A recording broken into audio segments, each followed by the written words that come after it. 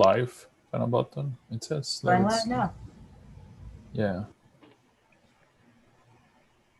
Let me see. It should be working. 1 second. Yeah. All right. Awesome.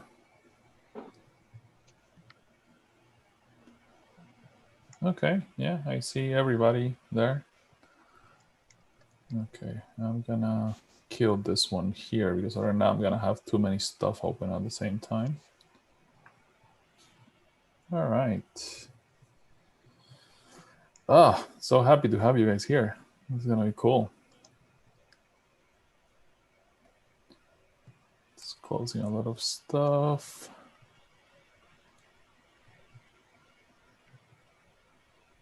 All right. Thank you, Tollgate, for confirming. All right, cool.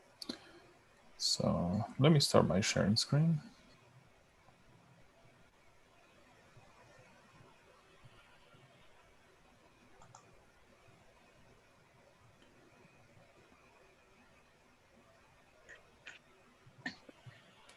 Okay. All right, so I guess we are ready to get started. So let me just minimize the videos in here. And I'm gonna kick it off. And I think this is recording and it's also going on YouTube. So I think we're good. Awesome. All right, well, good afternoon to Europe. Good morning to some of you in America. We're going to get started with the presentations for the European time slot for this hackathon. So it's a pre-event to Autodesk University. It was a Forge Hackathon that took place starting on November 9th to the 13th. So a little bit more about some of the regions and participations that we had. So we had people from different locations around the world. Since this is a virtual event, basically we were able to just address and help out customers and participants from all over the globe. Some of them sign up, other ones kind of like went idle, disappear, but a lot of them actually came back, and I'm excited to see the demos that they will be producing today for us. So just a little bit more about the team itself and also meeting the judges. We have 5 judges for the Autodesk Forge Hackathon. And I think we have some of you guys in here. I spot Adam, Chris, Fernando as of now. I think the 2 that are missing, it's Jacqueline and also Stuart. They're based in Europe, so they're probably still under an office hour. I'm here. I'm here. Oh, you're there. Oh, awesome. Hi, Stuart. All right. So I'm going to actually give you guys just a quick minute for you to introduce yourself and then just tell us a little bit more about it. And I see you on the camera, Stuart, so why don't you take it away? Hey, Jaime, you should introduce yourself. Oh, yes, my bad. So let's start with me then. My name is Jaime Rosales, so I'm a senior developer advocate for the Autodesk Forge team. And I'm one of the organizers of this 2020 Forge Hackathon. So now let's go with the judges. Stuart? Thanks. So I'm Stuart. I'm the CEO and co-founder of Scale Robotics. We're a Barcelona-based startup that's automating progress monitoring and quality control for construction. I attended the AEC Hackathon where I first met Jaime in Berlin many years ago. It was awesome, and it was kind of one of the catalysts to us using Forge in our product more widely. And it's a pleasure to be here as a judge. Awesome. Thanks a lot, Stuart. Yeah, I think that was in Berlin. How many years ago? Like around 4 years ago, probably? Something around there. Yeah. All right. Awesome. Thank you. Adam? Hey, thanks, Jaime. Yeah. My name is Adam Chernick, and I'm the Director of Interactive Visualization at Shop Architects. And so We build a wide range of different applications, connecting the dots of different software to solve industry problems. And so we've used Forge for some of these applications, and I'm really excited to be here and see what everybody built. Awesome. Thank you, Adam. Chris?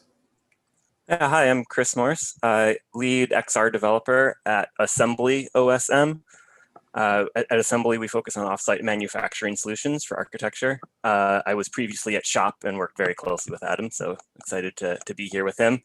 I'm also a visiting lecturer at Cornell Department of Architecture. So really looking forward to seeing what people have. Awesome. Thank you very much, Chris. Fernando?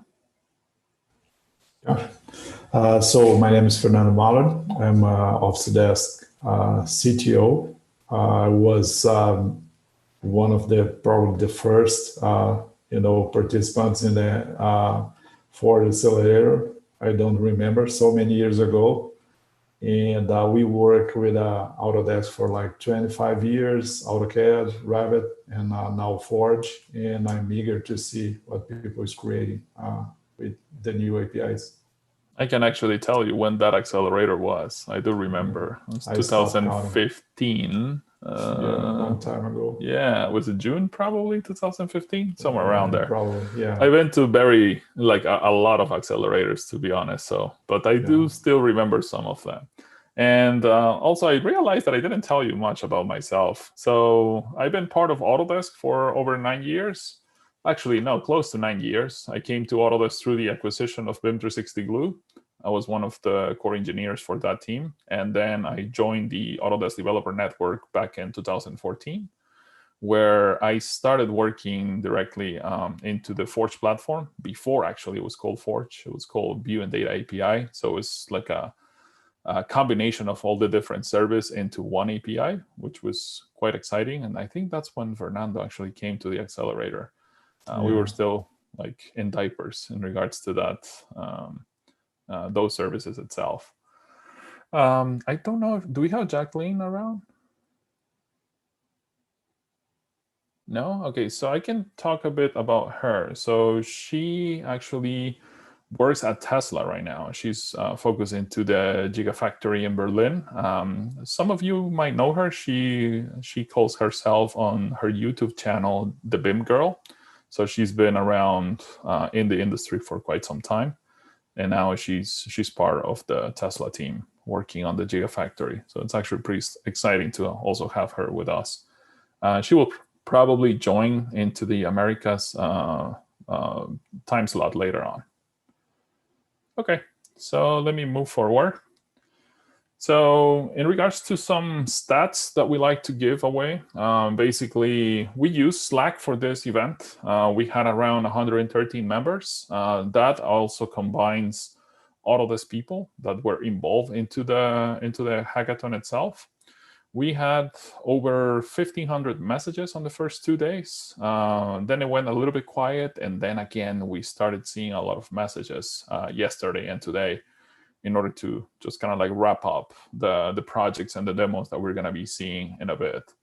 30% of those messages happen on public channels. So we have dedicated public channels in our Slack workspace that we create for the event, where we discuss different ideas and also support for the teams in regards to specific technologies like the Forge Viewer, design automation, webhooks, and so on. 20% of those other messages happen on private channels. So each team had a dedicated private channel where they can talk to the Autodesk team in order to get support and learn more about how to solve their questions and problems for this event. And then 50% of those messages actually were direct messages. So I think there is a lot of kind of like ongoing communication between like teams and all that stuff. So that's actually pretty cool to see it. In regards to the hackathon stats, so we had a Slack channel called the Lightning Talks, and we had 22 pre-recorded Lightning Talks that the Forge team has created for you guys. Also references about previous boot camps that we have hosted in order to teach you how to use the platform. At the same time, also, we had over 50 plus Autodesk engineers involved during the hackathon. So we had people from project management, from different engineering teams, like the Revit design automation one, the Inventor design automation one, and then just the Forge advocates as well. So, and because the team itself, it's based around the world, we are able to do a 24/5 support. So if you notice, whenever you were working, and if you decided to stay late or just wake up early, I think it was more like staying late. There was always someone that could actually help you out and just support you with any kind of question that you're gonna have. Some people were staying late. Renzo, Alvin, and Avshiek are some of those. I think Avshiek, it's based in, where is he based? Like, I'm gonna say Denmark. And I think I was talking to him yesterday when it was like 9 p.m. for me. So that means that was like 3 a.m. for him. But I love the commitment. You guys knew what you needed to do. So it's actually cool. And also most active during the week was Jonathan also. So it's cool to see a lot of activities of previous accelerator attendees that we had representing their companies, but now they're just coming in for the hackathon in order to develop this cool ideas. Okay, so in regards to demo day, so there are 5 challenges that were presented to the participants. And we are going to ask them to tell us which challenge they actually picked in order to do this. So the first one is the best data visualization application. Basically, just do a representation of that CAD data or just data in general into a web application that you can demonstrate and show us. The most innovative digital twin application, the best workflow automation application.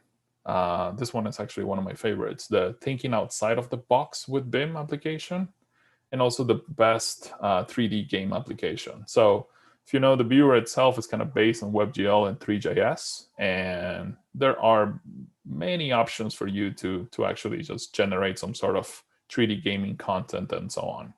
So I'm looking forward to that. Also tell us what you've been able to accomplish. And also at the same time, we take feedback from you very seriously. And don't worry about it. We have like some tough skin, so we can take it. Tell us a little bit more about what you like and what you dislike about the hackathon format and what we can do better for the next time. And then the most important part of it, just show us a quick demo of your application. So tell us your team name, who are I guess your teammates, which challenge did you pick, and then show us a demo, okay? So before I move into that, so just a little bit of a reminder on what are the prizes for the hackathon. So each prize itself, it's assigned to a category. We're not gonna say that yet, but you will find out soon, okay? All right, so to get started, but actually before we get started, I don't know, maybe Jim, do you wanna say anything?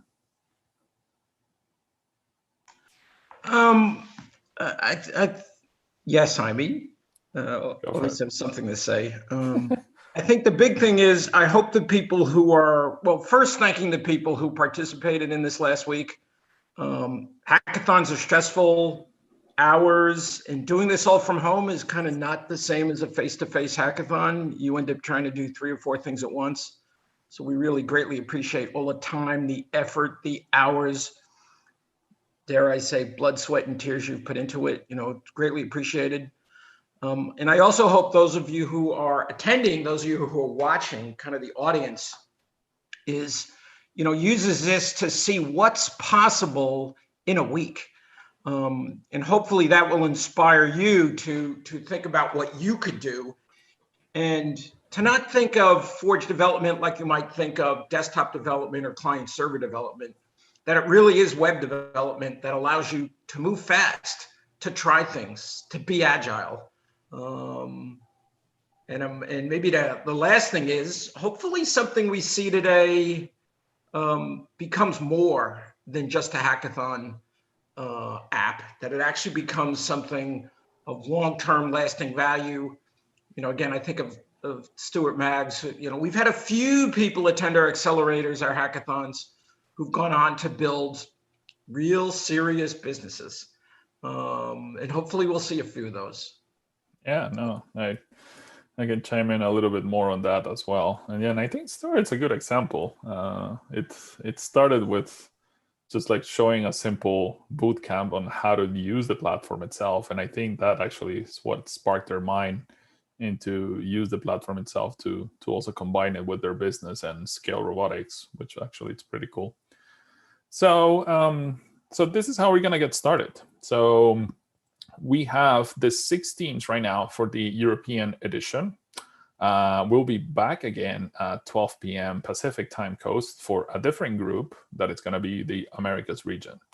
So from MPU Cloud, we are going to get someone to actually raise their hand on the chat so I can bring you as a panelist and you can talk to us, show us your face, and then show us your demo. Awesome. All right, so let me stop my sharing and I'm going to bring you over. Okay, where are you? I just saw or did someone bring him as a panelist already? Can you raise a hand again? Sorry, I think I missed that part. There we go. Thank you. So Maxim, I'm bringing you as a panelist. Hi, Maxim. You can unmute now.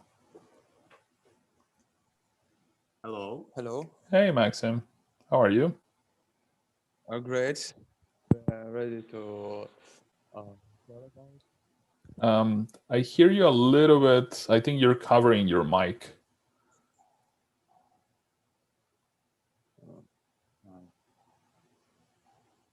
So we just stream through mobile phone. Oh, okay. All right. Are you going to be sharing screen or are you going to be doing something directly from? We will show you. Okay, 1 second then. 1 second. Let me spotlight your video so that way we can see it fully. Hello. Yes. Okay, 1 second. What looks? All right. Go for it. Is it okay? Yes. We can start? Yes. So, okay. Hello, and hello, ladies and gentlemen. Would you like to see something real? We are students from Moscow Polytechnic University. My name is Andrew. This is Maxim. And we connect this exciting and big machine to the Autodesk Core. So this application provides a customer for live inspection of dimensional control using this control coordinate measurement machine. So the problem is that we have a 3D model that you can see on the screen, and we have a CNC controller, and we don't have any connection between them.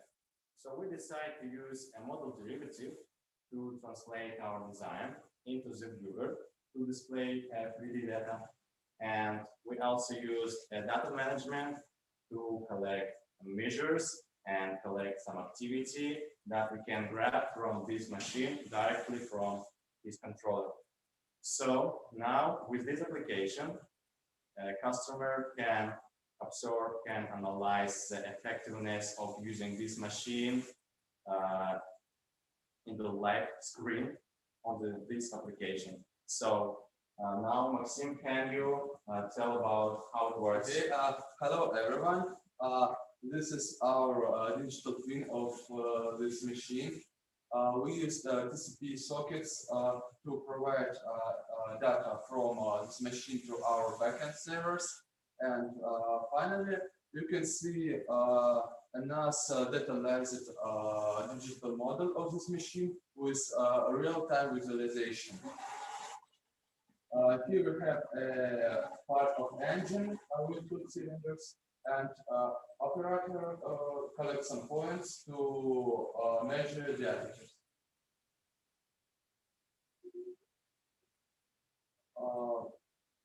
On the table, you can see measured points. And finally, you can see measurement results.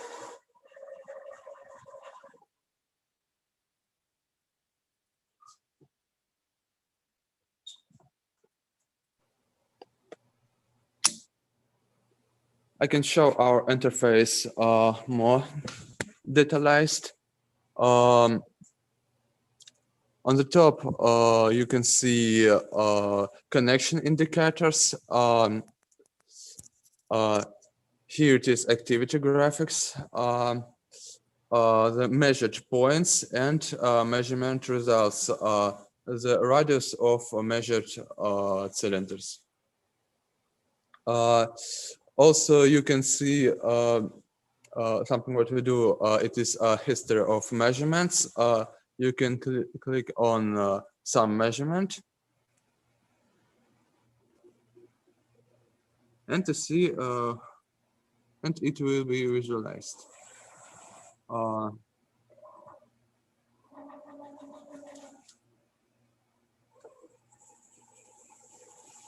So guys, I hope you enjoyed.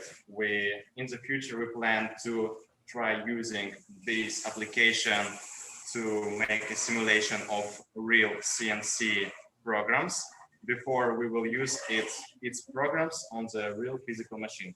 And we would like to try augmented reality and industrial standard, which calls MT Connect, to make it more better. So thanks for your watching. We're ready to answer on your questions. Awesome. Thank you, guys. Yeah, this is pretty cool. Do we have any questions for them? All right, so let me stop the spotlight. I have a question. Would someone using this app, would they typically be using it in real time from like a remote location to kind of watch the inspection process?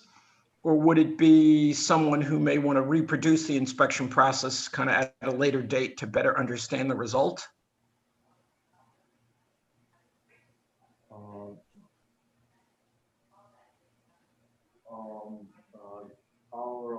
Can you come a little bit closer to the phone? It's just that it's gonna be a little bit hard to hear you.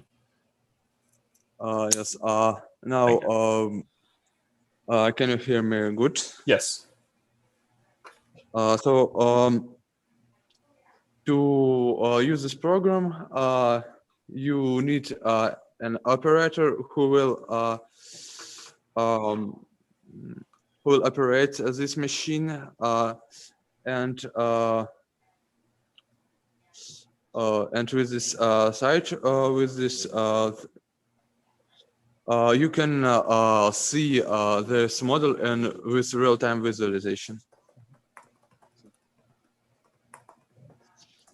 So this machine can work directly through this joystick, so like this.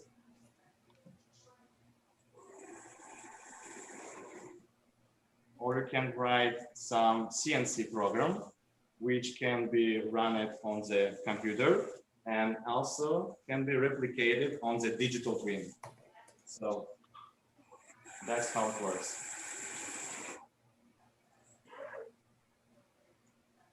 All right, cool.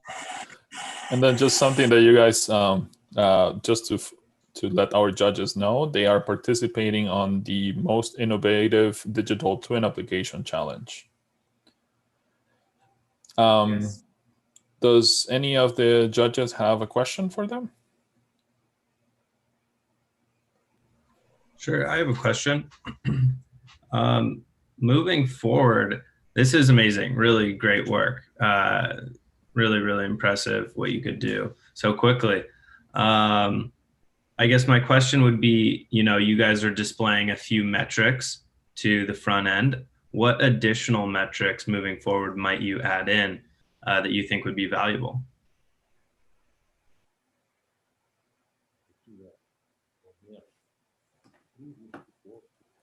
It can measure circles, for example, or lanes. Sorry, could you guys hear me? Yes. Yes. Can you repeat your questions, please? I'm sorry. Yeah, absolutely. No problem. So you guys are, displaying your measurement data to your web application front end. And I was curious, moving forward, if you guys continue to develop this application, what other sorts of data do you see being useful that you could then send to the viewer viewing the application, viewing the live simulation? Which data we can send on the application instead that we can send now? Yeah, exactly. What additional information do you think would be beneficial? So we send, for example, an activity, power of engines, for example. We can send the points that have touched by these machines, and which another? At future, we would like to send the rotation of this detail. It can be rotated, yes. And it make possible many different measurements. Yes, not only circles, of course.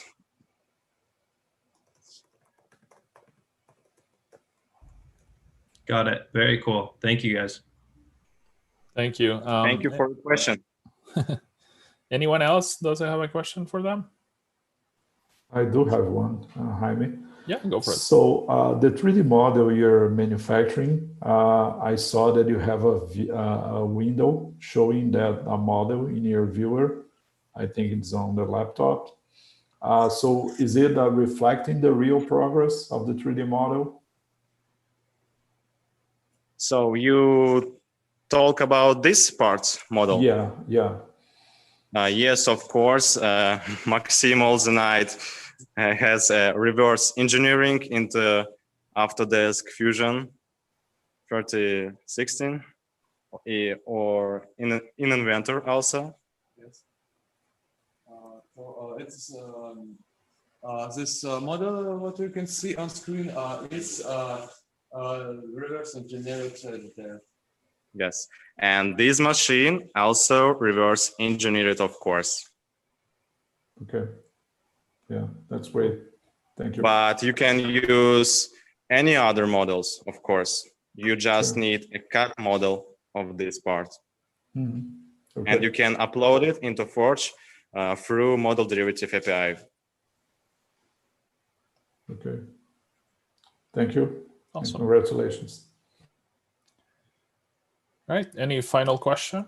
If not, we're gonna go. I don't have a question. I just want to say that it's really cool. I love the connection between Forge and this massive machine. Great job. Really, really cool. I love it. Awesome. Thank you. Okay, so as we always do in our accelerators, and we're gonna do it in the hackathon. So can we give Maxim and the MPU Cloud team a round of applause? Even a whistle, nice. All right, Thank you guys. All right, so let me send you back as an attendee, and I'm gonna bring in our next presenter.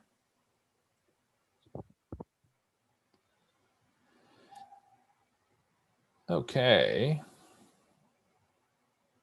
Did that work? Yeah, it did. All right. So our next presenter is going to be Codo. And where are you, Tolgay? Can you raise your hand? There we go. Thank you. I see you 2 times, so I don't know which one is the right one.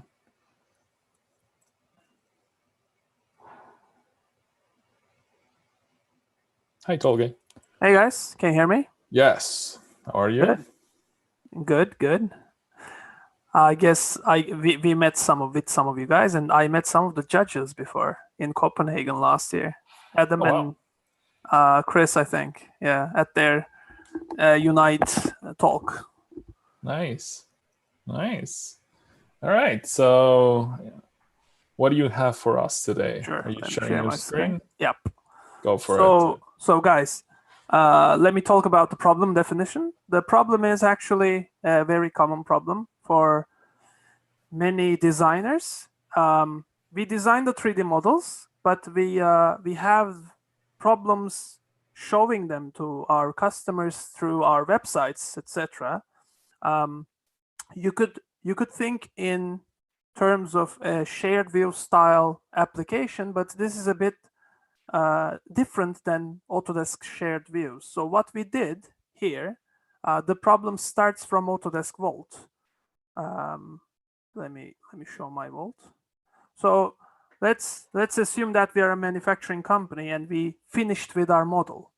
We want to put this model on our website's catalog automatically, but there isn't any way to do this. You can create a shared view and share it with your customer or any other third-party supplier. Sure, perfect. But this is a bit more automated, and we think that we can further develop this for manufacturer agnostic and building agnostic. So what this does is we have an add-in here, and we select the file first, and the file has to have a visualization file here, and then we select an upload folder.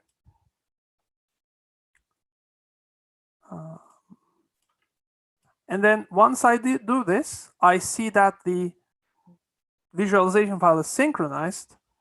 It's all good. So the workflow of the customer now, they work all day long and they finish with their models, because this particular pilot project is for an office for 15 people, 15 designers. So every single one is working with different models at the same time. And every day they finish some of the models to be sent to a particular folder, which is going to be automatically uploaded to Forge. So we generated another Windows app to check our own bucket, to automatically upload to our bucket, or to manually upload to our bucket. So what this does, this is running at the moment. At 8 p.m. every day, whatever is in that folder is going to be uploaded. This doesn't necessarily have to be a DWF or an IPT or IEM, because if you're creating a catalog, it might have a PDF file, it might have a Word file, Excel file that you could show to your customers on your own website.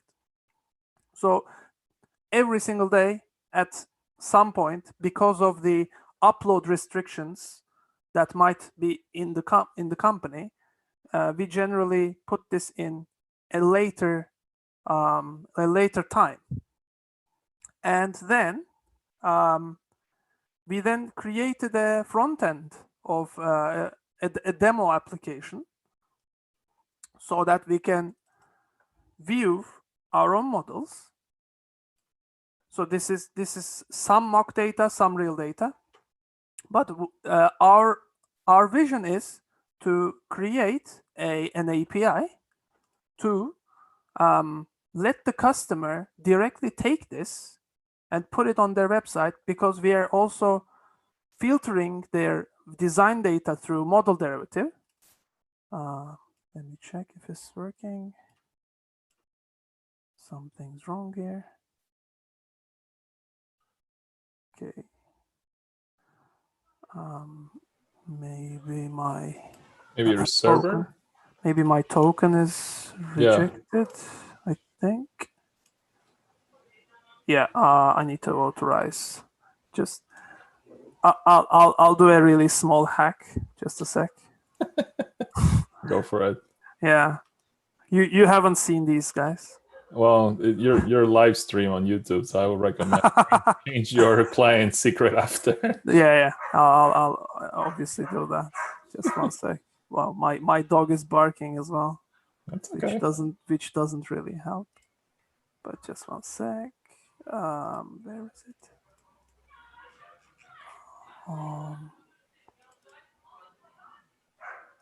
It couldn't be a hackathon without a live hacking too. Wow. Where am I? Okay, right. Here am I. Okay. So this is not automated, as you can see. I'm grabbing tokens every single time. That's also not good, but yeah, 5 days. So, okay, let's do it again. Sorry about this.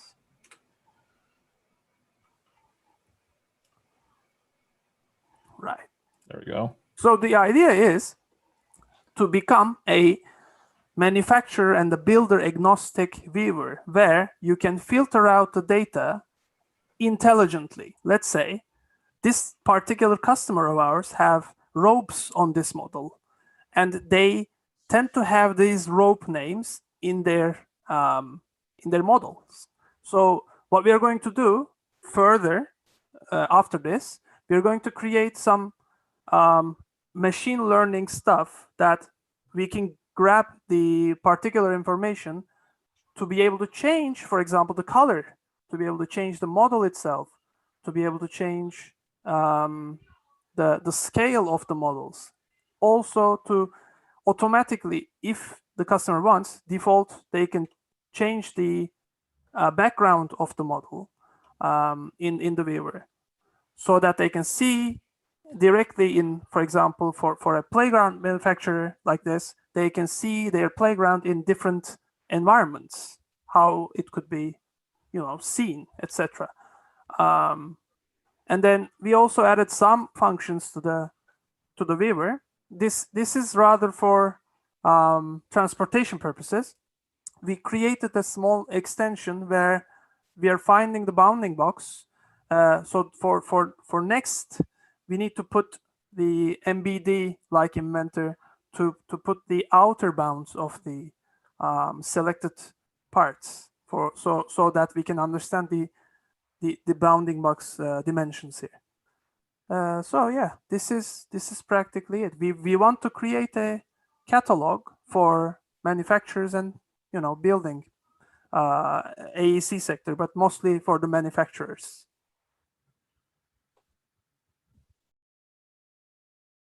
Any questions, guys?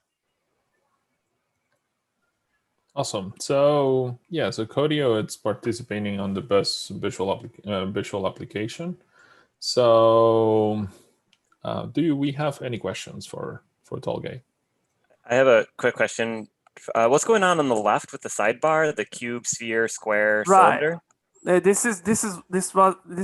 couldn't finish it, but we are going to add in models here, default models and the models that could be uploaded from the customer itself. So you're not necessarily showing the customer only your model.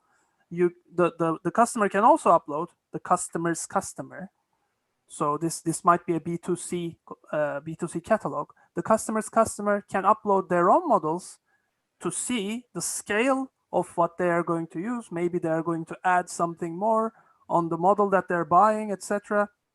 So the idea is to, open the viewer for the customer itself, not to business customer. So they would be able to insert their own models, their own geometry into this viewer to like compare and. Exactly. Would it then be saved and go back to, maybe this is like, long-term pie in the sky vision. Could they add things and send that back to the first customer? Yeah. So Chris, we as Codo are focused on design automation, and this is a perfect example of design automation. What you're describing, the customer is creating their own design, with our design so that they can actually save it, send it back to the manufacturer and say, I want this, can you give it to me? This is a very common problem in design automation space. So I have a question. So are you working with like a playground manufacturer right now? Yes, yes. Oh, so you got a real customer on the line. Exactly, yeah. So this is going to be an actual used software in the end. And we already generated the Windows backend of it. So now I can get the entire Vault data to Forge, get the model derivative running automatically. So they're not thinking about uploading any of their models on their website, etc., because it's a pain. And the most pain thing about this is manufacturers do revisions all the time, right? So every single revision, you need to upload your model over and over and over again. But you don't have to here, because once you upload the same exact model to Forge, it's brilliant. It just creates another version.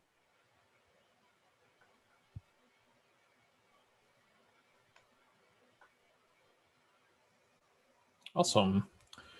Do we have any other question?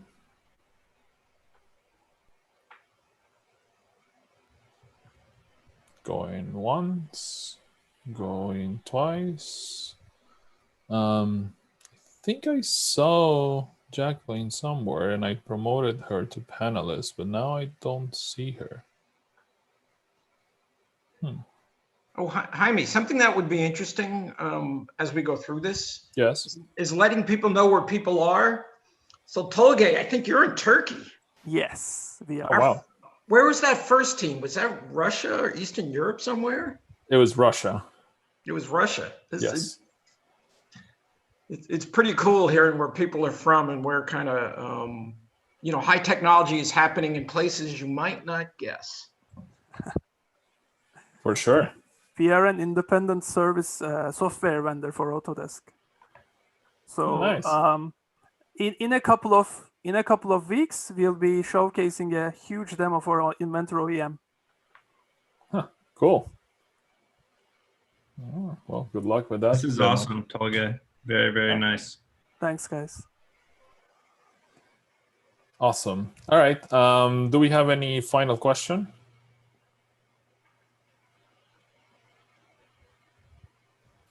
No. All right. So now please unmute and thank you, Tolga.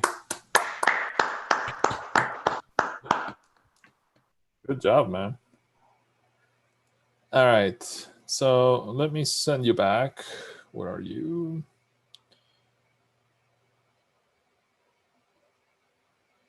Okay.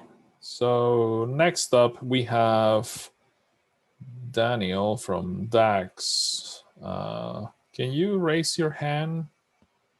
Oh, I actually see you. Never mind. All right. Promote to panelist.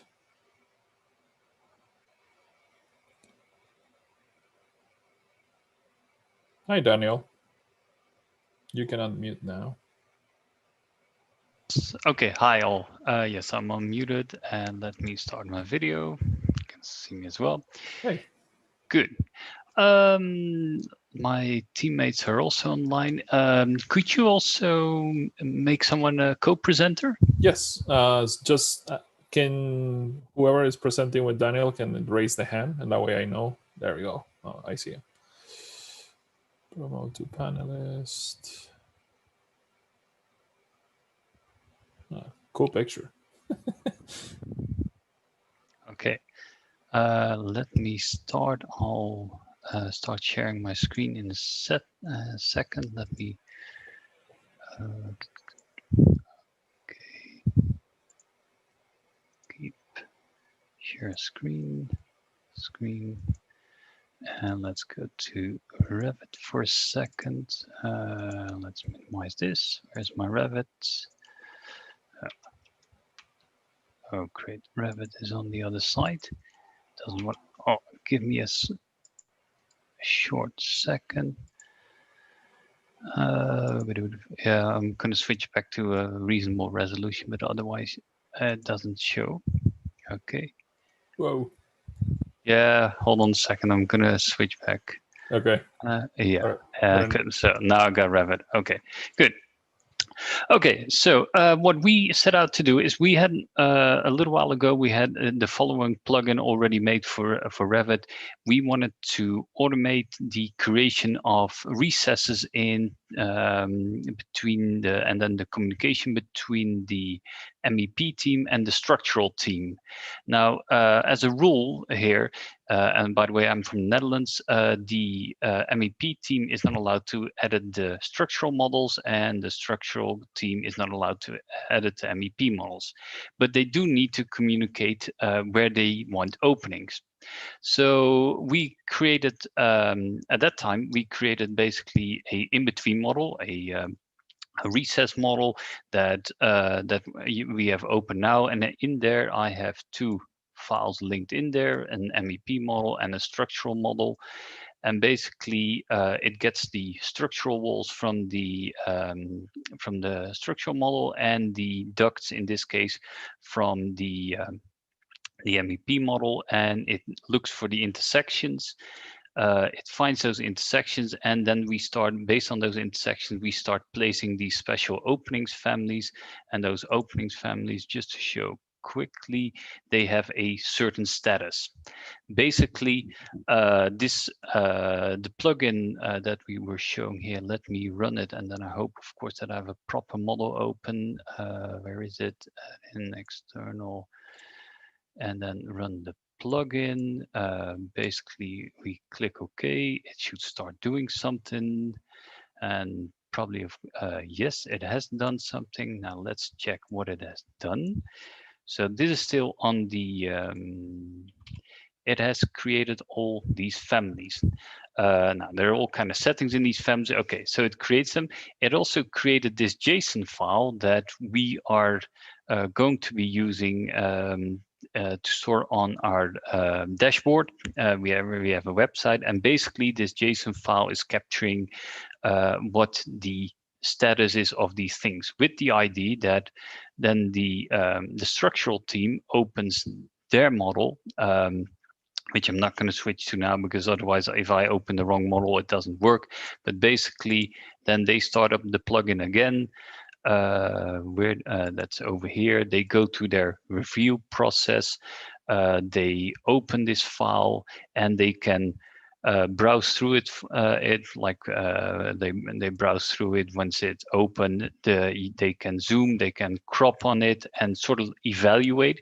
And then they have the option to either say we approve it, the opening, we do not approve it, or they can make a suggestion, move it in this direction, in the X direction or in the Z, because we are using the Z, of course, because we're basically going through walls, so we only have X and Z. Y would be, in this case, depth. And they could add write something about it. This gets pushed back to that JSON file again, and then the MEP team can see what is their status and communicate. Now, that was the local plugin, and then we said, as a hackathon test, let's see if we can try and bring this to Forge. So basically, we wanted to send the recess model and the linked files to Forge. That part we got working. Michel will show a little bit about this later. The only thing is that the first we were using the recess model was a cloud model, because we need to be able to place new versions. But the cloud model did not allow us to bring the linked files along. So then we had to turn it basically in the cloud workshed model. Then the links would come along. But the problem is, as soon as the cloud workshed model, we currently cannot overwrite that file, because we're having some trouble there. And as we were asking, currently it's not possible to have Forge, the design automation, mimic itself to be a user and edit the central file. So I would like to switch to Misha now and just show a little bit of that part, how that is working. So we do have, we can open our viewer. We can find this the Revit file with the linked files, send it to Forge. We can even create these openings as well with Forge and send a file back to it. The only things what we can't do currently is send this file back to BIM 360. Okay, so I'm going to stop sharing, and then I hope Misha will pick over and to show that part. If you can make Michel van Geel a presenter. He is somewhere around here. He's there. He can start sharing his screen. And also unmute. So yeah, that unmute button. Good afternoon. Hello. Hello. Okay. So basically, we used the default code for viewing data in your BIM 360 model. So in this case, we have our advanced Sparingen model, some kind of version. And this is the version that we want to create openings in. So it will show up here. That's just basic stuff. And then we go to Forge. I don't have any confirmation button that it is doing something. But in the end, my data will come in. And this is a bit where we got stuck because we get some zip file that we then try to upload into the buckets and made a new version out of it. And we had it working for just a plain Revit version, but with this file, central file thing, it didn't work anymore. So don't mind the bad code over here, but basically it is now the updated Revit model is now coming in. Here we try to put it into the buckets.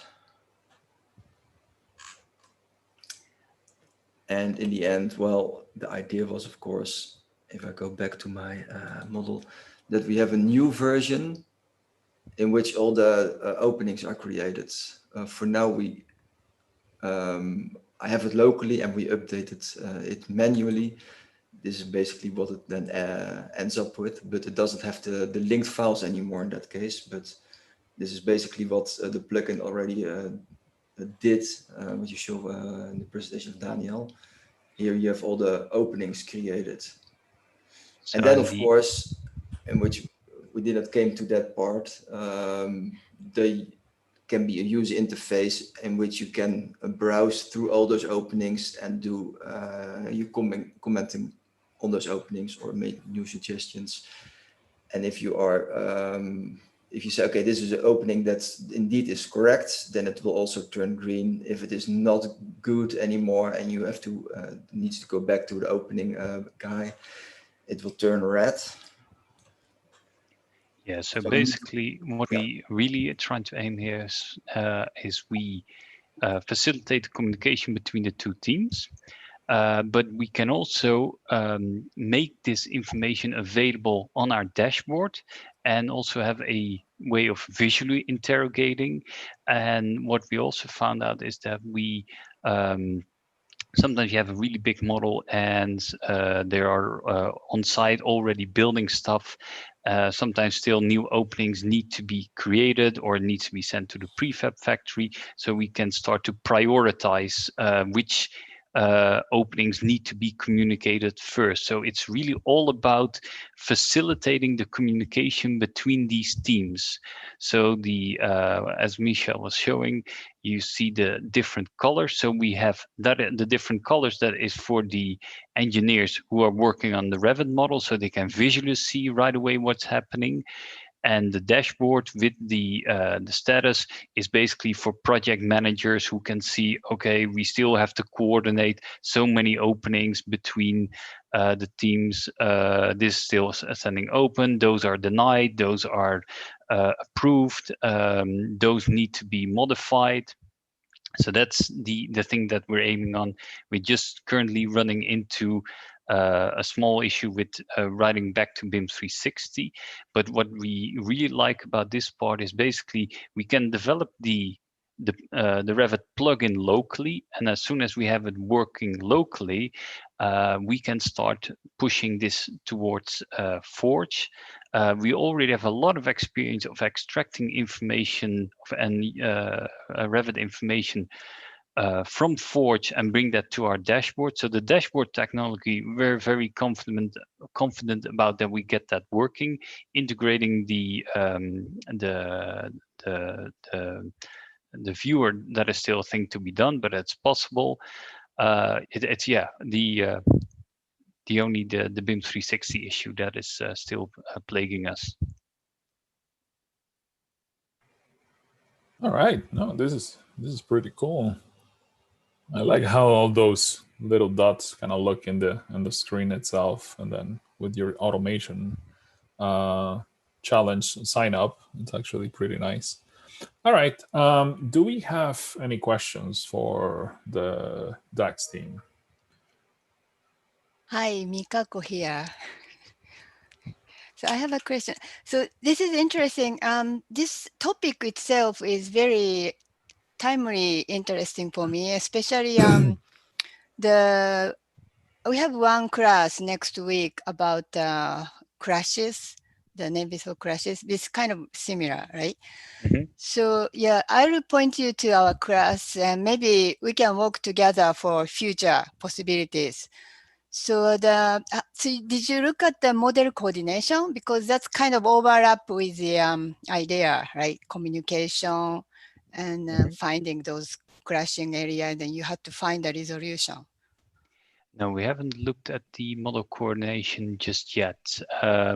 Basically, we came from a request from a customer who wanted to coordinate not the clashes, but the recesses better. And then we got started from there, and then later decided, because let's see if we can facilitate a workflow where they wouldn't have to rely on installing plugins, and see if we can facilitate it that way. So maybe we can also facilitate a workflow between teams that work for different companies, because of course, if you need to start installing a plugin that we're developing for different companies every time, then you have to deal with different IT departments and all kind of other stuff. So that was the real driver behind this. Okay, yeah. So what model coordination does is just to find the collisions and things like that, and doesn't do anything. And your applications actually try to solve the problem and suggesting a problem. You even say that, what is acceptable by other teams, right? That's exactly what in a model coordination area want to go. So what I'm, interested in is we need your expertise to see what kind of things we can do. And we want to kind of imagine together what would be the next step. So it's very interesting topic. So we should keep talking, and I'll definitely bring in Xiaodong, who has made this presentation. Our presentation is just ideas, and I haven't seen something like this, something like you have done. So it's actually, you are more step forward than us, because we are just playing with. So it's really interesting. Thank you very much. Okay, thank you. Yeah, I've got a question for Daniel. So this understanding and mapping out the penetrations, is this for using in a factory doing precast concrete, or is it kind of on the construction site where you're kind of framing out the penetrations in the formwork, or is it somebody's going to be out there with a hole saw? We imagine that it would be before they're gonna build it, actually, to eventually create a model that the precast or the teams on site, that you avoid that guy with the big saw needs to come by. Cool. And I'm surprised Makako didn't mention it, but this desire you have to write back changes to the model that are being work shared inside a design collaboration. We absolutely know that. It's on our to-do list. It's just taking us time. It's a little complicated when you basically want to have a bot working with a team in real time. Yes. But we all want to do that. Great. I love it. I would very much like to test whenever this becomes available. Very cool to hear. Yeah. Okay. Well, thank you for your time and attention. Jamie, you are talking, but you... Yeah, you're right. Thank you. Good spot on. Do we have any final questions for the tax team? Can you hear me? Yeah. Ah, you can hear me. Yes. I love what you guys are doing. It's solving a genuine problem. Like, we've come into contact with a lot of customers that literally have these problems coordinating MEP and concrete. Where else, like, do you have any ideas of how you would expand this out? It's kind of echoing the previous question, but are there any other subcontractors that you would want to involve into this conversation? Or do you think it's always going to be the MEP and the concrete? Currently, we basically set up a test where we finding the concrete and the MEP team. I assume, sort of depending on the type of clashes, we could expand it. Now, the dashboard we're building, one of the things was like we can find a whole lot of openings automatically, but there was always one thing, of course, where maybe the logic doesn't work, or they see an opening that needs something else.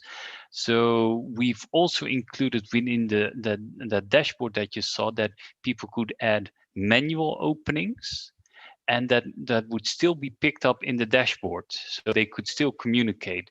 So yes, I suppose other disciplines could join, but I think we should focus currently between structure and MEP. Really cool. I really like it. Thank you. Yeah, and then Daniel, just FYI, I put the link to the class. Yes, yeah, thank you. And then the like dashboard and all things, we are thinking about that too. But what we are asking is, we need your help to get if it's usable or not to ideas. Okay, so most likely in the meantime, we would like to develop the local app, because there are probably still a lot of bugs and features to be worked out. But we know now that we have the skills to take a Revit local app and bring it to Forge, and that is really, really cool. Great, yeah, that's the right step. We have to make it work locally. Yeah, yes. Awesome. This is pretty cool. Good job, guys. Do we have any other question? Any final one?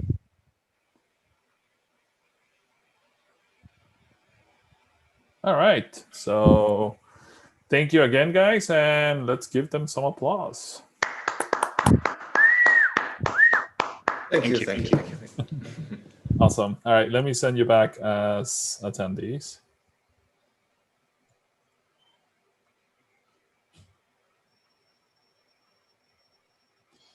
Okay, so our next presenter is going to be from SAP RSES.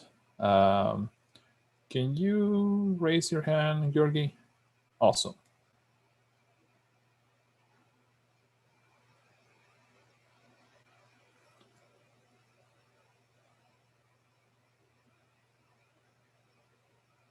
Hi, Georgi.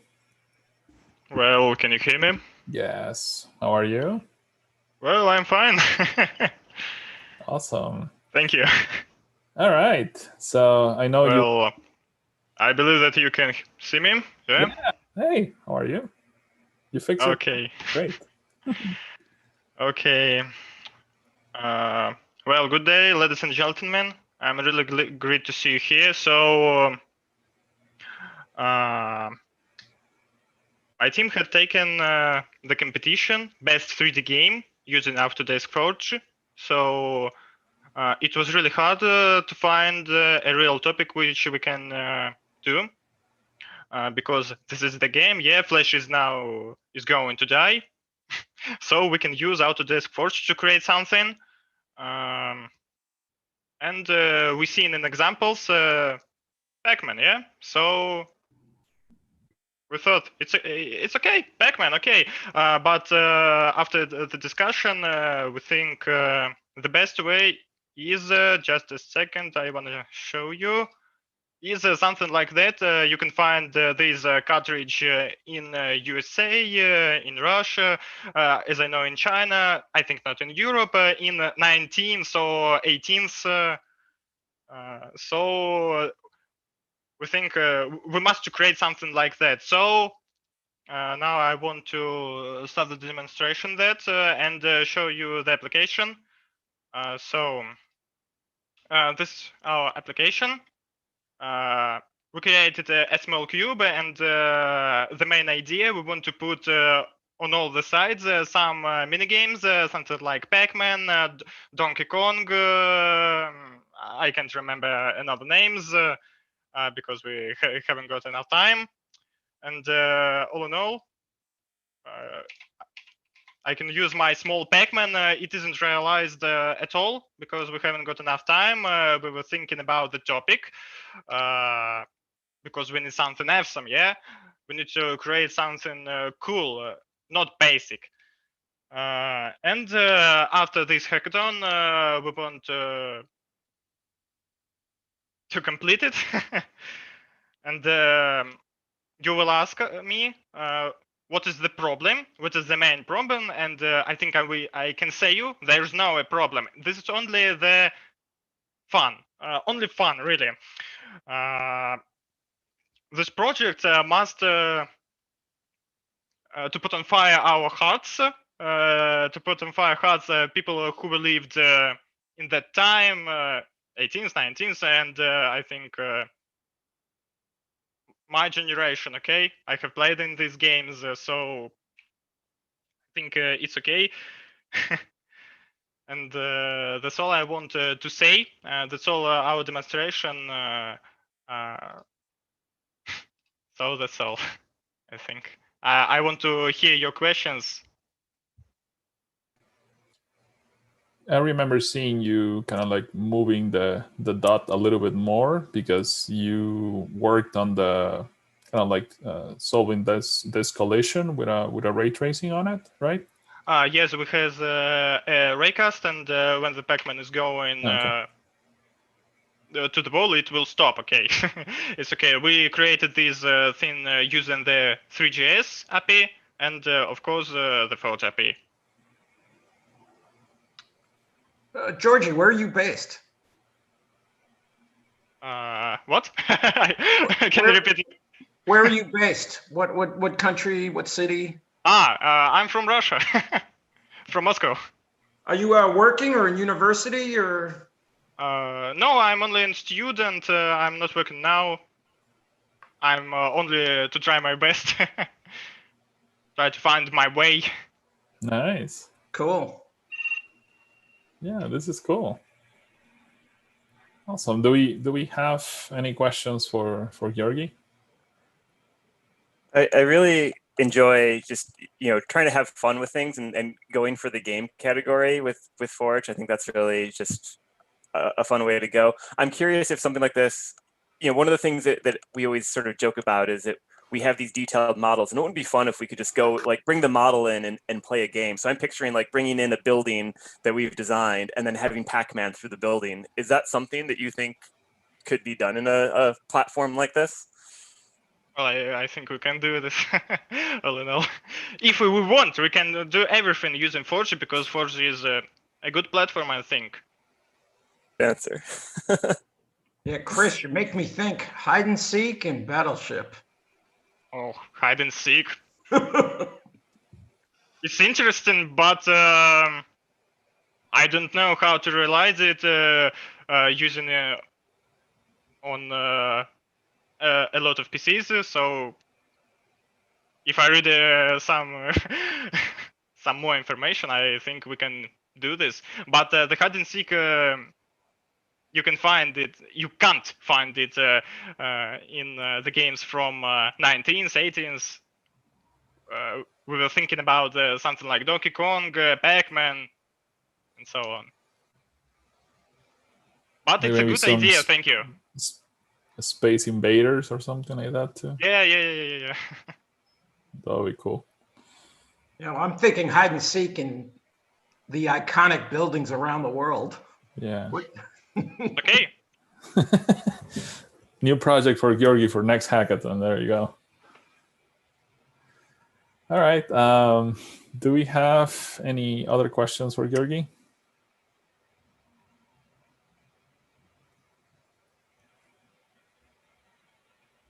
Maybe I was. What are you studying? I'm studying the programming in CAD. The programming in CAD, yeah, and engineering. Engineering, okay. Oh, nice. Great. Thank you.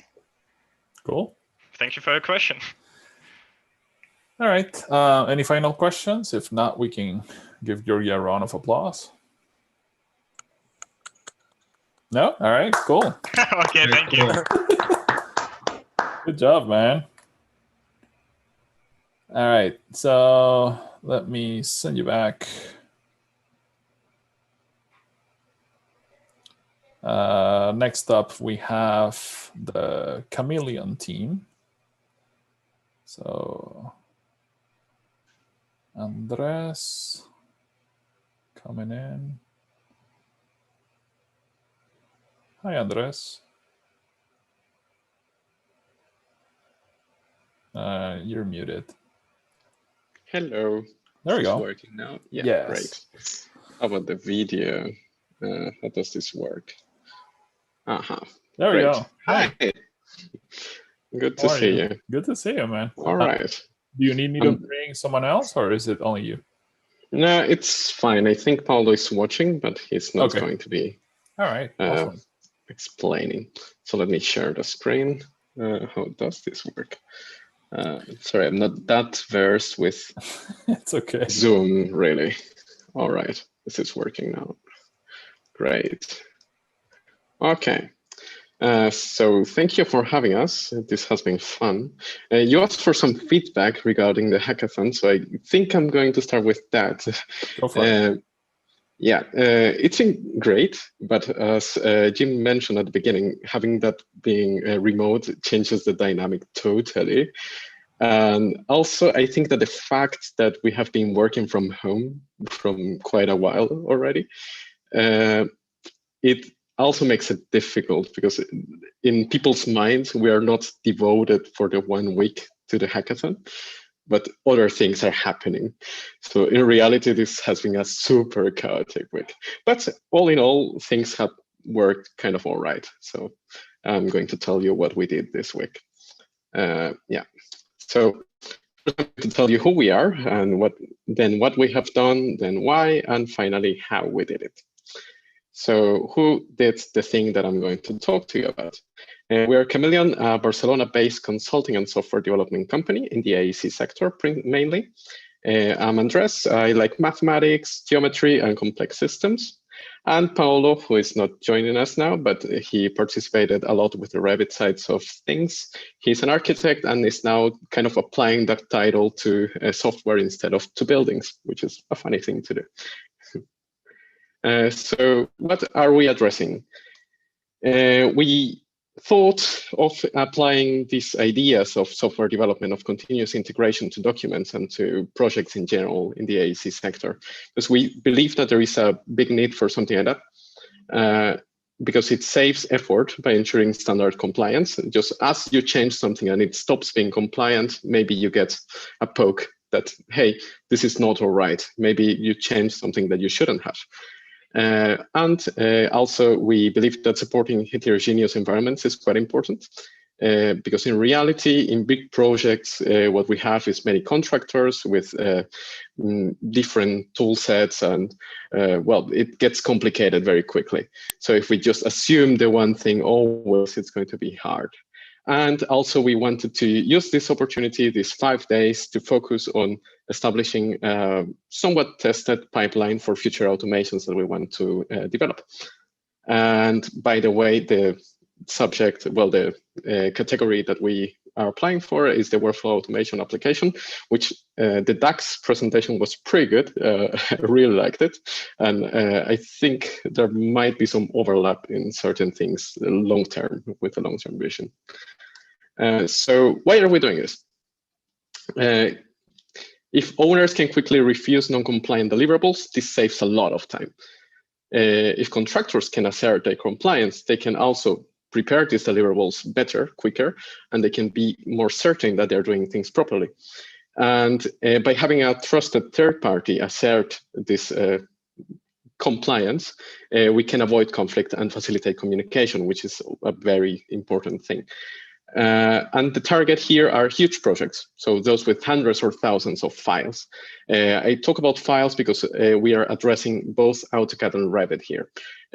We don't discard Inventor, but we are not as experienced with that, so we didn't want to touch on it during these 5 days. Yeah, so this is kind of the scale of the projects that we're thinking about. So how does it look like? How does it look, the thing that we did? So we believe in things that just kind of work and that you don't have to interact with. And this is the interface. It's not that impressive. Basically, it tells you just keep working. That's it. And the cool thing is that as you work and you make changes, this is going to pick up, we call this Heimdall. It's going to pick up any changes that you make on the files, and it's going to automatically run a batch of tests against these files that you have modified. So we can use any file as any file source. In our case, since we use Nextcloud, that's what we used. But the technical detail says, well, we actually are using webhooks here, which means that we can hook somewhat easily to BIM 360. We saw that there are very nice new APIs in that direction. So I'm really looking forward to testing that at some future point. But 5 days are 5 days, so we didn't have enough time to actually do that. And well, besides that, we could talk about all the different drives, blah, blah, blah. It's all doable because in the end, it's all web technologies. And as Jim mentioned at the beginning, web technologies are simple to work with in that sense. And we are currently supporting Revit and AutoCAD. And this results in near real-time propagation of the changes. So on our tests, this was about a couple seconds. So after making a change, this gets pushed to the server and the server notifies us back. And we then start a batch of tests on Forge, which looks kind of like this. So we see here that it was kind of fast. So when in the time that it took me to finish like saving the files, already 4 tests had finished on these 4 files that we see there. So where we see 5 of 8, 5 of 8, and 7 of 8, that means that 5 tests pass out of 8 that I have enabled. And the other ones that are gray, so the first one and the last one, that means that they are still running on Forge. Yeah.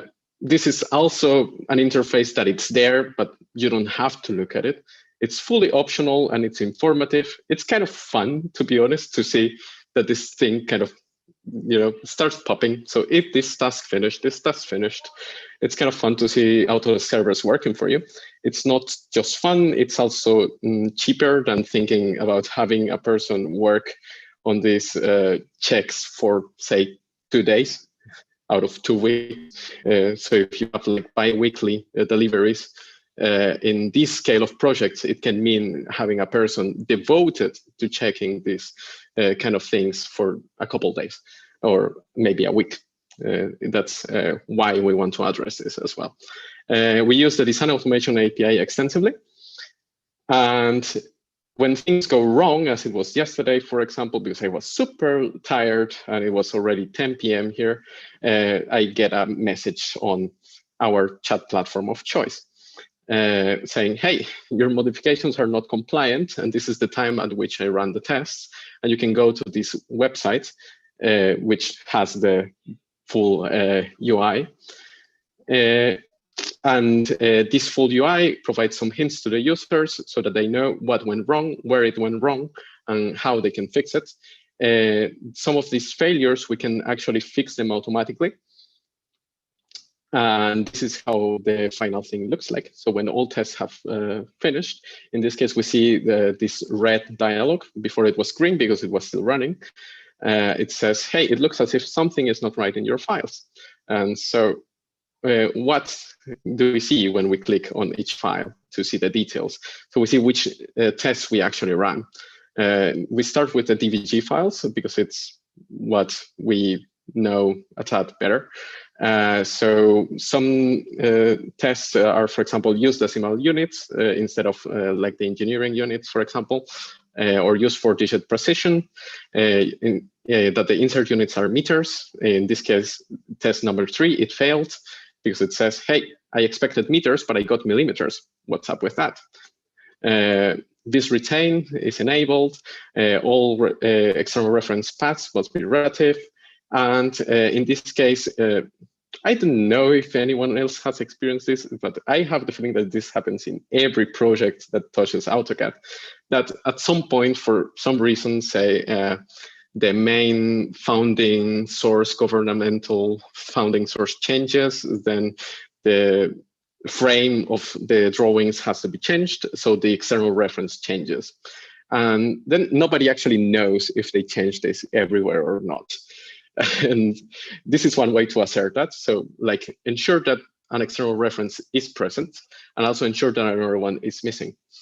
This is all, by the way, tests based on real life examples. So I have seen this in huge projects going wrong. And finally, that all layout viewports must be locked. And the very nice message at the end says, oh, hey, layout 1 has 3 unlocked viewports. You should go to that layout and fix that. This is one of those that we want to add a button saying, hey, fix, and get back the fixed file. It's not just for AutoCAD, so we have some Revit checks as well. We didn't have much time to develop many more, but this is kind of what we were looking into. So asserting that a certain Revit version is being used so that there is no mistake that something gets bumped or, well, not downgraded because that's not possible, but the other way around. And ensuring that the units are properly set up. So we also want to do things with the coordinate systems and all that. Basically, all of this work has been to set up a framework and a stable base that we can use to add as many tests as we need and so that we are able to configure a project as we want. And this happens as you just keep working and modify things as you do usually, which is pretty cool. And that's what we have been up to this week. Whoa. Okay. Wow, that's pretty cool. Any questions for the Chameleon team and Andres? Hey, it's clear to me any serious user of AutoCAD or Revit has to have these kind of check apps. You know, BIM managers, VDC managers, they hate being the police. And no one likes getting a call from the police. You know, you'd rather have a bot tell you, hey, you made a mistake, go fix it. Precisely. Our idea as well, a bit not directly, so like not in this very short term, but more a bit medium term. That's why we mentioned the trusted third party thing, is to have this be actually more of a platform that you as an owner, as a product owner, you can go there and say, I want these tests because these are my standards. And have that mean that that your contractors can come here and prepare the deliverables and then have that be checked automatically. So cryptographically signed as well with the hashes of all the files and all that, so that they are sure that they did the work properly and that if something goes wrong later, then maybe someone who was merging information messed up, which can also happen. And we have seen this happen in big projects. And the other way around, so that if you are the owner and you want to accept only something that passes all your checks. So this is also a bit of an interesting idea in that direction. So maybe you have a library of checks. So I don't even need to be a programmer. I just go through the library. I want this check, this check, this check. This is precisely what we want to achieve. Did I stop the screen sharing without wanting to? I can get really, really wild and say, well, now we want to crowdsource new checks being created. Yes, well, someone has to implement them first. So there is some work to be done there. You can reshare if you want. Just hit the share again. Oh, okay. Let's see if I manage to do that. Somehow the thing is, okay, here. Let's see. Okay, here we are. And so right now the config, for example, for AutoCAD looks like this. This is actually from our code repository. And this is what we're passing to Forge. So this is not statically compiled. These are actually settings. So we can have different settings for each project. And it's the same bundle, it's the same activity, it's all good. So for us, it's simple to manage, and Forge is very flexible in that sense, which is great. I was very pleasantly surprised because I hadn't looked into the API for a couple of years. So I was super surprised and very pleasantly so with the changes that I have seen. So for example, we have this test for AutoCAD variables, and these are the things that we saw before, right? So use decimal units. So this is L units has to be 2. And well, this is a JSON file, and I created this by hand, but of course, nothing stops us from creating a user interface that does this. And while we explore this, since we actually have real use cases for this, we can create that by hand and be assistants, because that's kind of what we do to companies that need to do these kind of things, and help them develop that, and with that have a real use case for this, and then maybe simplify that so that anyone can actually go to the website and pick their tests, which would be a really good long-term goal. Way cool. Yeah, Jaime, I have a question. So, Andres, first, congratulations. Super cool idea. Do you guys think about to have like an auto fix feature? Because some of the errors could be fixed automatically, right? Yeah, maybe I went too quickly over that. But for example, not having all the viewports fixed, that's like silly. Just don't tell me that. Give me the file fix and that's it. Yeah, and that's supported-ish. So we haven't adapted the test to do that. Also because that implies kind of changing the interface, and it would have been a bad thing to do that yesterday.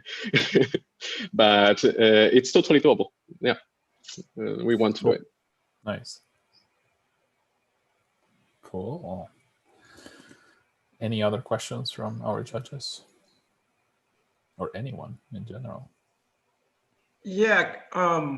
So are you open for customers to reach out to engage with you to build out kind of custom tailored implementations of this checker? Yes, of course. And we already actually kind of have I mean, they don't know it, but they want this. So part of our job now is to make them know that they want this.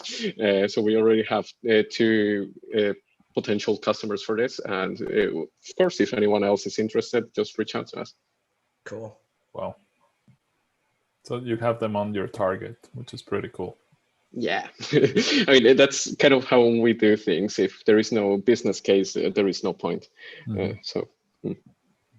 Awesome. Any final questions for Andres?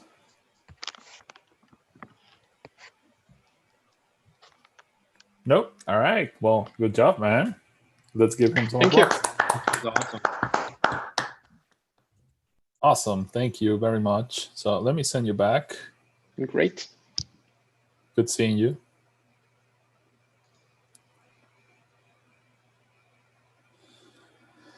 Okay. So for our last one this afternoon, morning for some of you, Patrick and Henrik from BIM Virtual will be the next one. So let me promote Patrick. The Vikings. The Vikings. All right, coming in, Henrik.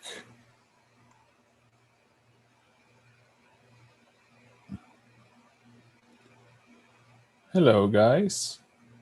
Can you hear us? Yes, hello. How are you, Patrick? Lovely. Nice show you're having. Nice, man. So we have Henrik joining as well. Lovely. Good evening. Good evening, good evening. Let's do like this. You can see my screen? Yes, we can. Lovely. So good evening and good morning then. And thank you for having us. Let's do like this. I'm gonna switch to that. So first of all, I want to start to put you all into context about this week. It's been a really profitable week when it comes to doing stuff. Let's hope it does that in business as well. So we have done a lot of things. And before I go into that, I want to present the team. This team is actually built upon a construction company. And as you know, BIM Virtual is a software company chasing digital twins in construction. And the thing we're going to talk about today is an actual use case. So this is real deal value from the real world. And these are the guys doing this all week, all night. And it's been good fun. And Henrik is going to show and tell a little bit more about that later. So this is us working from home, doing the magic. It's been good fun. And of course, we had an after work on Wednesday. So we survived that, luckily. And as you know, we're chasing this and we focused a lot on one topic that we actually dragged from a real deal project called Citygate in Gothenburg. So an extra thank you to the people at Citygate providing us valuable insights. So this was the scope. We wanted to simplify something we see today is done mainly with dead and unconnected data. When you start to prepare the work, you do it in PDFs, you do it on Post-its and so on. And now we wanted to make it as easy to do it in that way. Do it with Forge connected. So we applied to 2 of your challenges. Let's see if that works out today.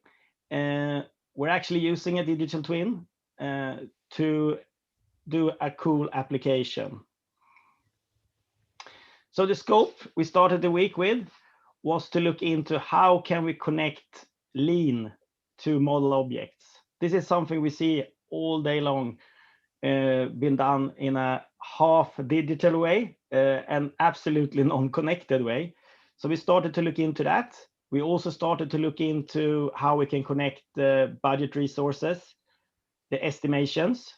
We also started to look into how we can do this with the site logistics. And we're going to get back to that soon. So this was the scope. And based from this, we moved on and looked at which tools we wanted to use.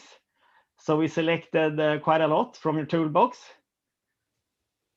And yeah, Henrik, do you want to take over the screen and show the stuff we've been doing? Sure, if you release your sharing. Yeah, let's stop sharing. So let's see, let's go here. Can you see that screen now? Not yet. There, right. There you go. Right, coming up, yes. Yeah, so let's just start with this and see. I'll probably jump into actually the prepared videos of our workflows at some point. But I'll show you that this is actually a real application that we have working. So here you see the actual schedule for the Citygate project. And what we can do here is we can filter to the actual trade teams that we are interested in. What are they going to do these weeks, the coming weeks?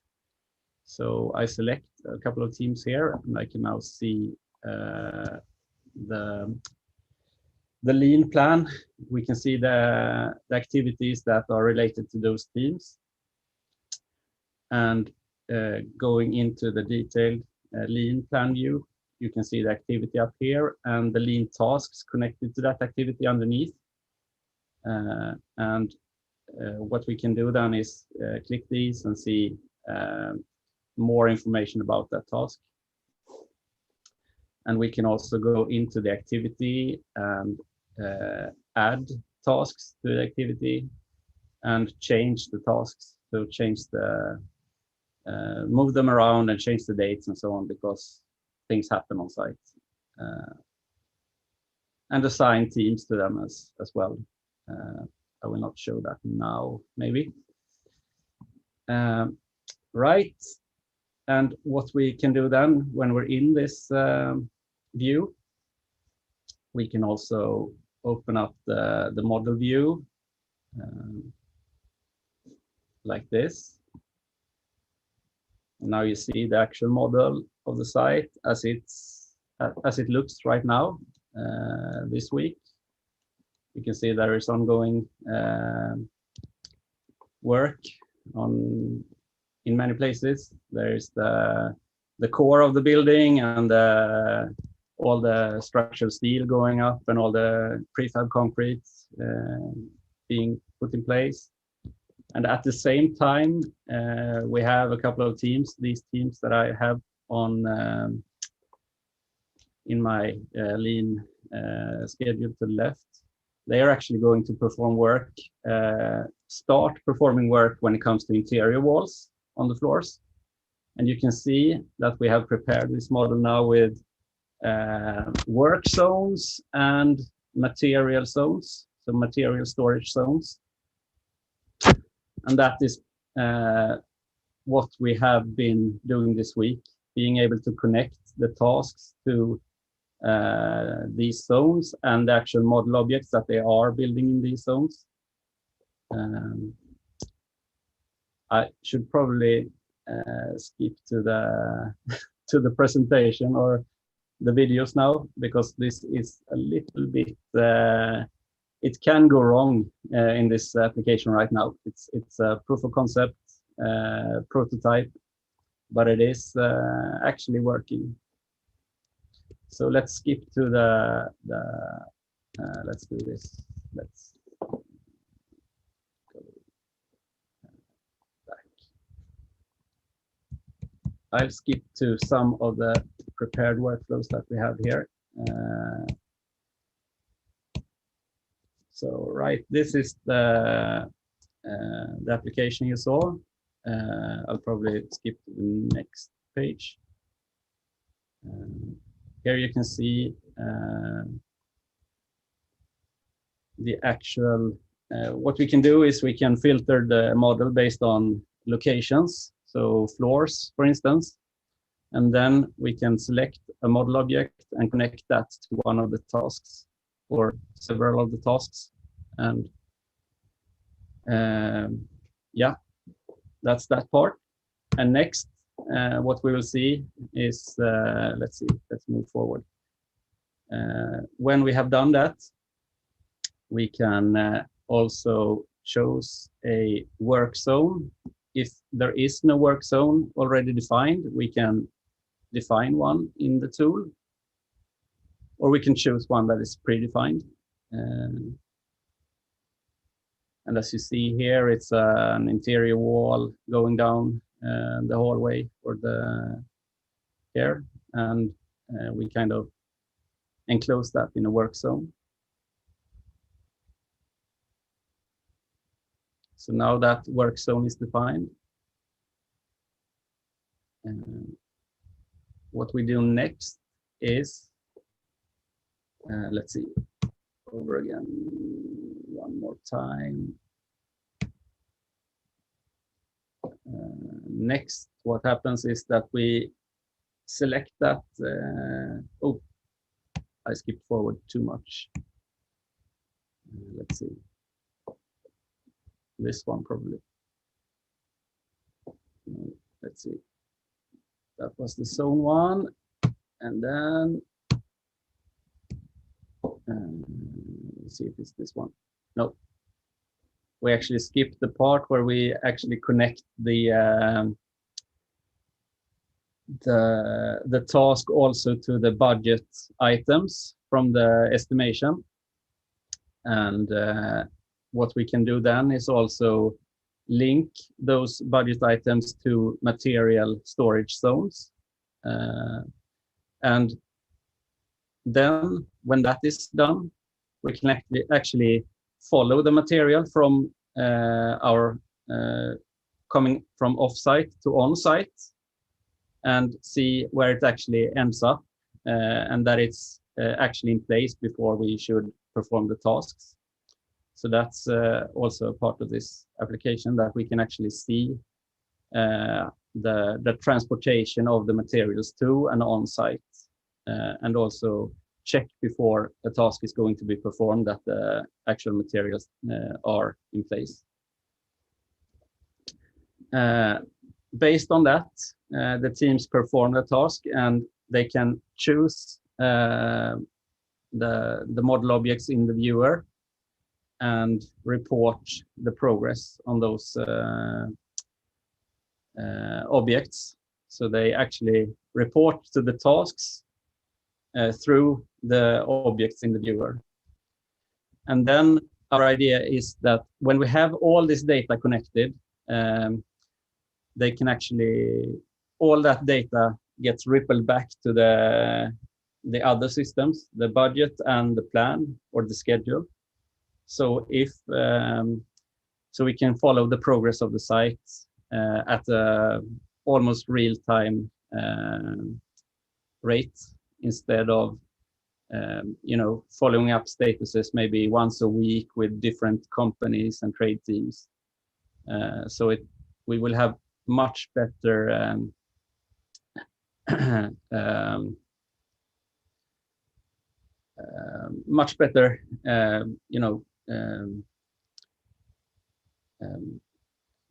we know the progress of the project much better than we did before. And this is probably our idea, taking this further. When we have all this data connected, we can actually train our AI based on this data, and we can have the AI look at the construction and tasks. We can see that we know where work is going to be performed, and we can kind of train the AI to know what completed construction looks like. So you can see here that we follow the progress of different types of tasks, walls, and so on, and we can see if they have been completed or not. So that's our idea, taking this further. Right, Patrick, you want to say some closing up words? I think that was perfect. Thank you, Henrik. Any questions? I'm just happy that I'm not a judge this time. So yeah, I'm curious, your task data driving the Gantt chart, is that coming from like Microsoft Project or Primavera P6, or where is that data? Yeah, so the Gantt chart, the actual master schedule is coming from Primavera P6 in this case. It could come from other sources as well. It's a direct integration to P6, but yeah, any system with an API. Cool. Yeah, and what we do then, we actually built our own lean system now for this, but it could also be changed if you have a lean system, something like Oracle Primavera Cloud or BIM 360 Plan, for instance.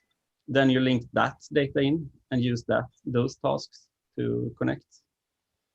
So the other one, when you define work zones on the fly, which I absolutely love, where do you store that information? Is that sitting in some SQL or NoSQL database somewhere? Or? You bet it is. So we have our all of this. The back end of this is built on Azure. So we have databases on Azure, keeping track of the relations between our different data sources or data entities.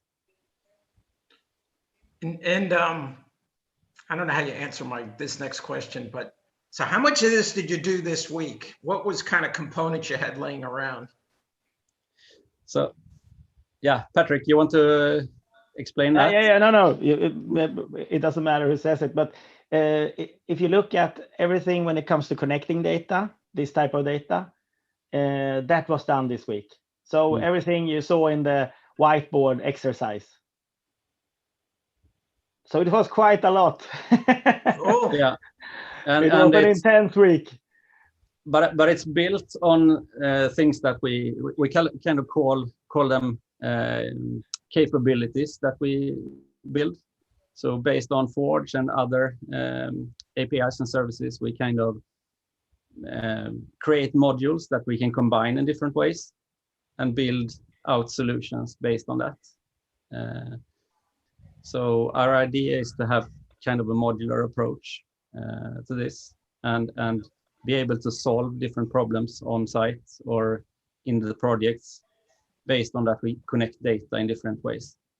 So some of you saw our last accelerator when we did this IoT real-time heat maps. And now with this exercise, this hackathon, we can relate the IoT data to this connected contextualized information. So the accelerators linked into this hackathon. Yeah.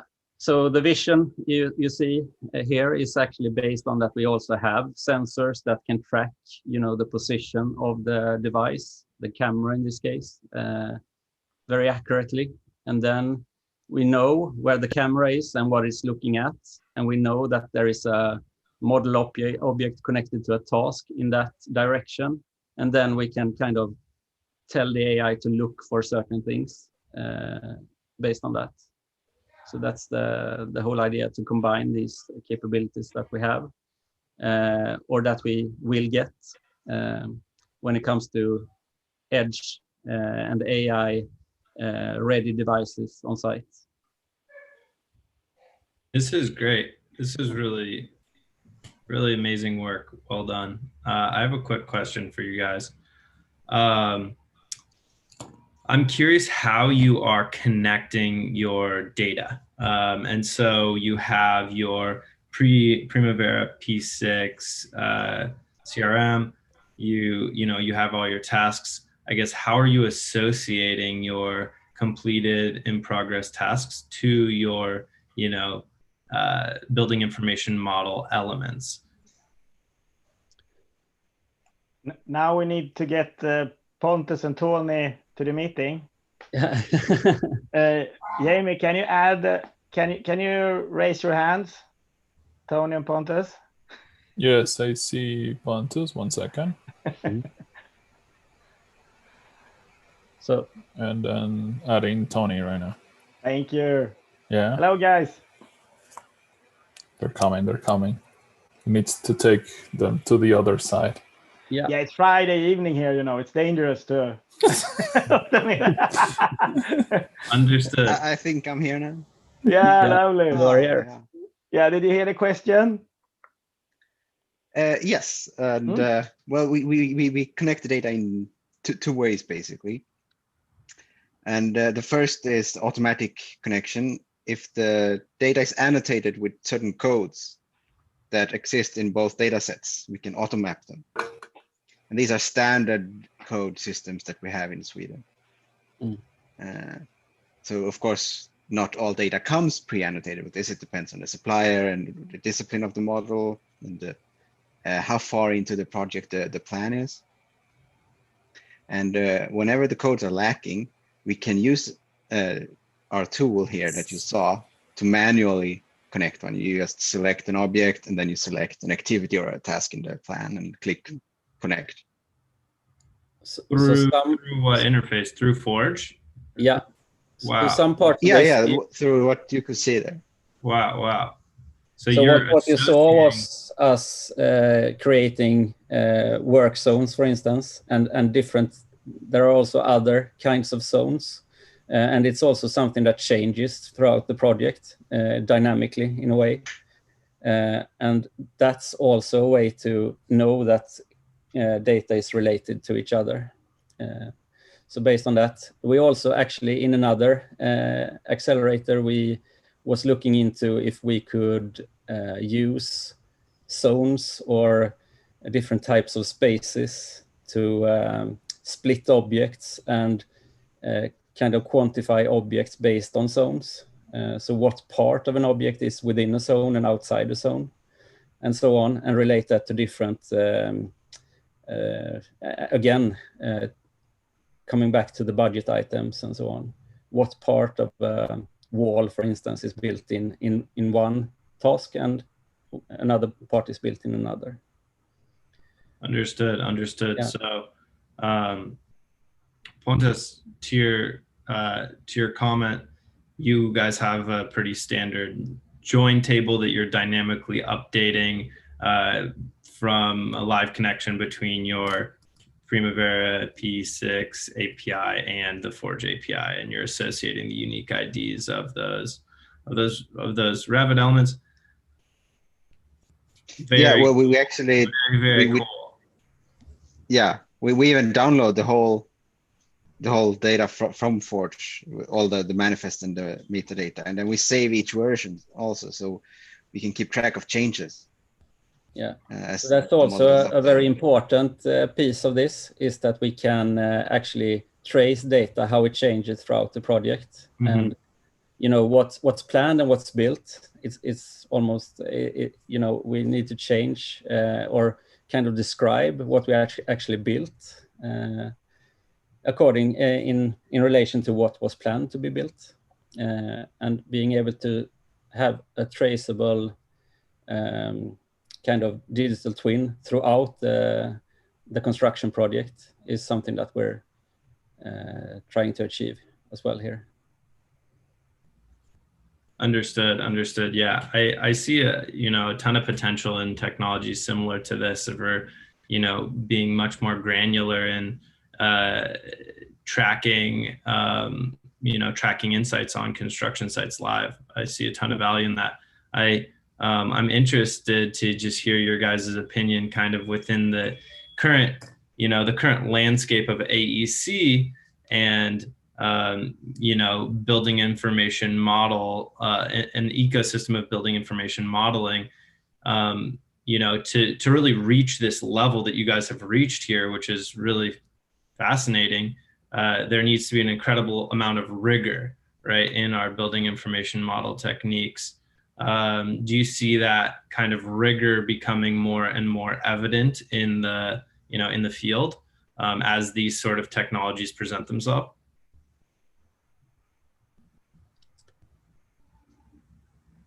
Yeah, I mean, yeah, definitely. I mean, everything kind of matures, and here in Europe and in the Nordics, IFC is a big thing, and so on. And all these models that you saw, they are actually IFC models that we bring together. And then, of course, we have to have good requirements for the models and so on. But in the end, we can also build, solutions that help us structure the models and so on, so we can have more use for them. And that's also a very important part here, is that we try to build something that is really valuable to the people on site, that they can have use for, and that they can put, when they put their time into actually structuring data like this and so on, it should be easy, it should be fun, and it should be really valuable to them. Very cool. Thank you, guys. All right. Yeah, that's a lot of info. So thank you, guys. Thank you, Vikings, for that. Thank you. Thank you for having us. Thank you. We love these, the accelerators and the hackathons. Yeah, I'm glad you guys are enjoying it. We are enjoying having you as well. So definitely. Do we have any other question for them? Any final ones? Going once, twice. All right. Well, let's give them some applause then. Yeah. Thank you. Good job, guys. All right, so let me send you back. Where are you? Change role. Change role.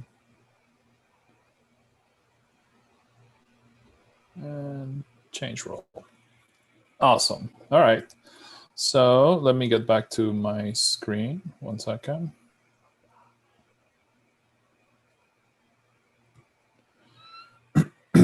All right. So let's see. I do have one chat message. All right. Okay. So that was it for the European edition of this hackathon. So before I let you guys go, just some final slides. Basically, what's next? So the judges now have the tough duty of actually reviewing the projects between today and tomorrow. We will be meeting with them tomorrow, actually, in order to define who are going to be the finalists that are going to make it to the next round, which are going to have a chance to showcase during AU on November 18th at 8 a.m. Pacific time zone. So at the same time, also in your Slack workspace in the announcement channel, you will receive a survey. It basically helps us out to just get better at these events for next time. So we take this into consideration very seriously. And like I said, don't worry about it. We have tough skin, so anything goes. Just let us know what we can actually do in order to make it better. And then for those of you that are also interacting with Forge, we use Stack Overflow with the Autodesk-Forge tag in order to respond to your questions. It basically goes into our system, and then we look it over the developer advocates team in order to help you out with any questions that you have. And that also goes to the 150 people that we have in YouTube right now. So please just let us know if you're working with Forge or you're interested in working with Forge. You can just reach us out through there. Just another reminder. So the prizes, there are 5 categories, but if you see there is a 6th prize here, and that means that we will also have an overall winner of the hackathon that will be announced during AU showcase as well. So if you guys participated in one of the challenges or in 2 of the challenges, you also have a chance to compete for the overall one. So if you don't win one of the challenges, but you still had a really amazing application, you have a shot for that overall one. So just keep an eye for that. And Jaime, yeah. So I'm a team of 4, and I'm like for the Oculus Quest 2. Do we get 4 of them? One for each member? Yeah, of course. We cannot actually, we're going to get, if you're a team of 4 and you win either of these prizes, you get 1 each. Don't worry, you're not going to have to share that espresso machine or the Apple Watch. Each one of you will get 1. So yeah, no, don't worry about it. All right, and then, so before also we go, I would like to just do something that we actually don't do before, but we actually need to start doing. This hackathon itself, it is for you guys, our attendees, but at the same time, also I want to publicly just recognize some of the teammates in here that has basically made this event a total success. I want to give a shout out to Rahul. He is from the design automation for Revit team. So also, I want to give a shout out to Sanjana. She's from our Forge marketing and actually has helped me quite a lot during really crazy hours and all that stuff with making this event a success. So thank you guys for that. And then also I want to give a big shout out to Peter Bross, who had, like, based on data and also the engagement and all that stuff, he has been like super helpful for everybody in the event, not only in hackathons, but also in past accelerators. I enjoy having Peter as one of my teammates, and this is pretty like a big recognition and just a shout out publicly to that. And it's not only a shout out, you guys will also get something. So we will be reaching out to you in order to get some of your details and give you a recognition for that. So big thanks to you guys. So, woo!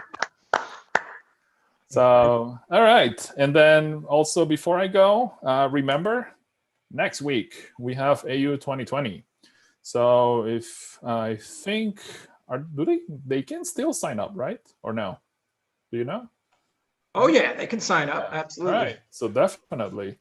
And then we have a YouTube comment. Peter is awesome. I agree. So definitely you can still sign up. Don't miss it out. We're gonna have a ton of different lightning talks that were composed by the Forge team as well. We have updates about new technologies, best practices about how to use the software, also amazing talks from our customers and partners. And Jim, you want to say something? Yeah, just a few, it's kind of a logistics thing, but just so people know, the judging will take place tomorrow morning. By tomorrow afternoon, you will hear if you're a finalist, and we'll let people who don't make the final hear, so you kind of know where you're at. If you're a finalist, you basically have 3 days to put together a 4 or 5 minute video that presents the whole thing. The team, the demo, the problem, you know, and we look forward to working with you to make that as professional as possible, because we can expect several thousand people to watch this. Awesome. All right, cool. So yeah, if you haven't signed up for AU, you're still on time. Don't worry, you don't have to travel. You can take it from the comfort of your home, and there is going to be a ton of learning there. So definitely sign up for it. And then the last announcement, we have in the second week of December, our final accelerator of the year, which is going to be Candy Cane. We didn't want to do it, call it like Santa Claus accelerator or anything like that, but I think we're going to go with the holiday spirit itself. So definitely, we still are taking submissions for that hackathon. So, sorry, for that accelerator. So make sure to check it out. It's going to happen between December the 7th to the 11th.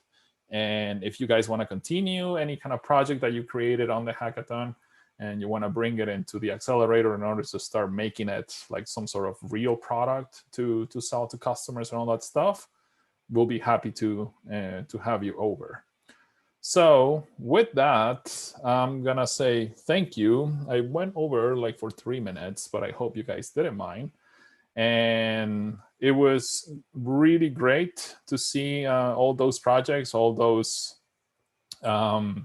presentations that we got to see. Like I said, I'm super glad that I'm actually not a judge this time. So you guys are gonna have some amazing homework to do and then some tough decisions to come up. And then we will see you back at 3 p.m. Eastern time, 12 p.m. Pacific time coast. If you're in like some sort of not doing anything in Europe, 9 p.m. Paris time. So we'll welcome you back to seeing the next round of demos from the Americas time slot. Okay, so with that, thank you, everybody. I hope you guys have a good day and a good weekend, and I will see the other ones back later on. Guys, thank you, everyone. Joe presented. Thank you, Jaime. Bye. Thank you. Bye.